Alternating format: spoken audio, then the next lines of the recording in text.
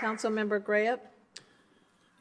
If we're going to be having mass eruptions every time someone speaks, then obviously we don't have a maturity level in here to have a discussion. And I'm going to speak for the people of Peoria. I'm going to speak for them because I think they've gotten a really bad rap.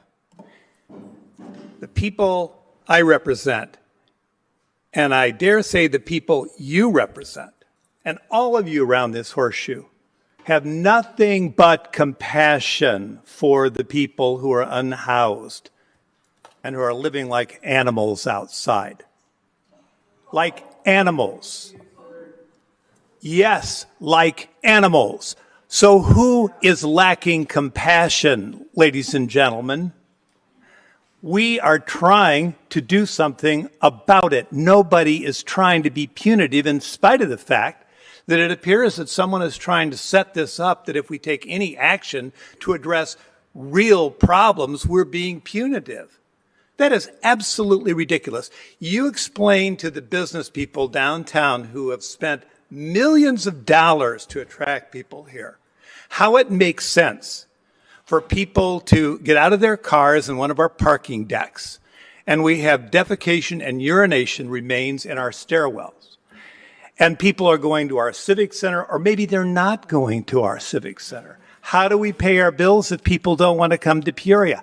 How do we keep real estate values where they need to be? If you have a homeless encampment next to a proud neighborhood with people shooting up in broad daylight and then blame the police department because they produce lights there to discourage people from shooting up and possibly killing themselves. Our homeless people, believe it or not, are about twice as likely to die 20 years earlier than everybody else, or to have a fatal overdose. So, you know what? The people of Peoria need to know that we're being proactive about this.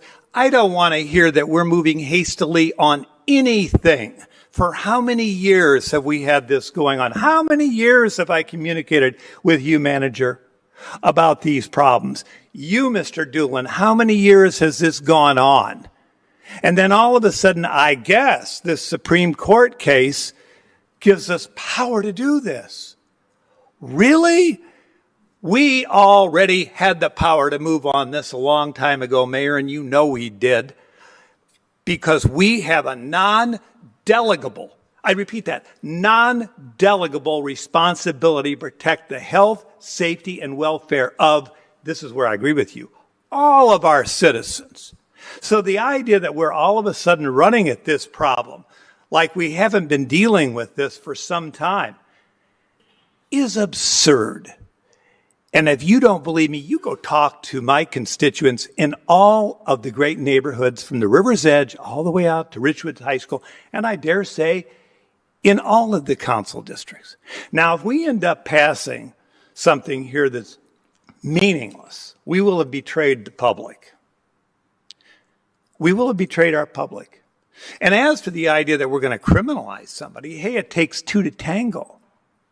You know, where I come from, last I heard, and I'll bet a lot of you who are listening at home, and Mayor, I'm not going to continue to fight this crowd. If they can't conduct themselves in accord with the decorum of this chamber, they need to go. I'm not going to. This is an attempt to intimidate. Now, we can have another crowd down here next council meeting. If you want to hear from them, that's fine.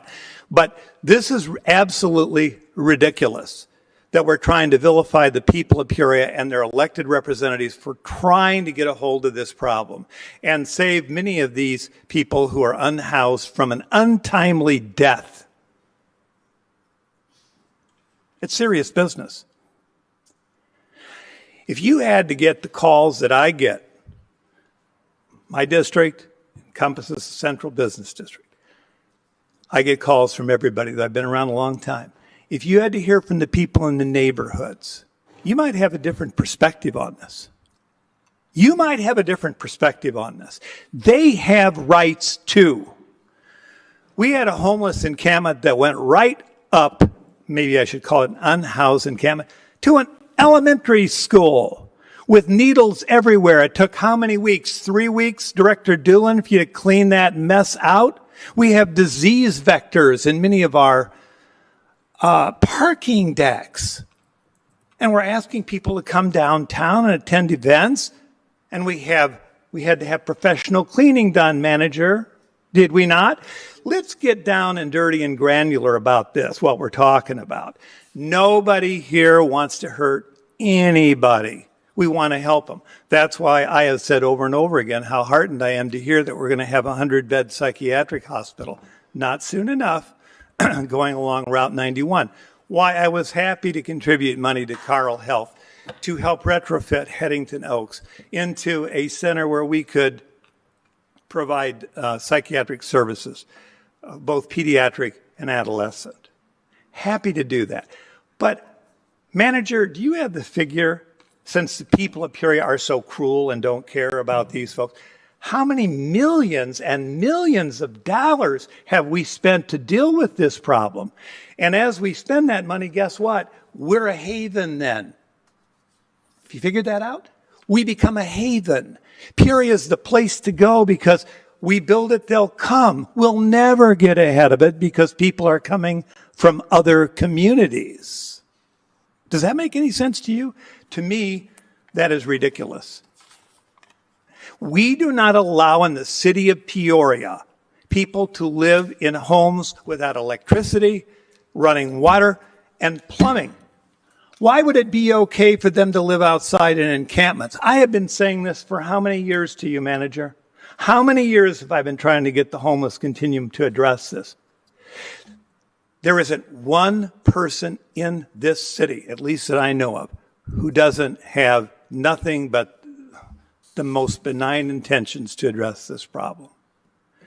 Nobody wants to throw people in jail unnecessarily. But when it comes right down to it, if they've been warned and warned and warned, last I look, and we've been hearing a lot about this, nobody should be above the law in this country. Right?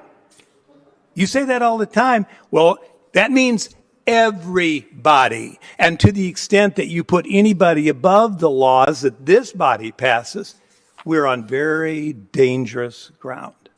And I'll have more to say about this later. Thank you. You're welcome.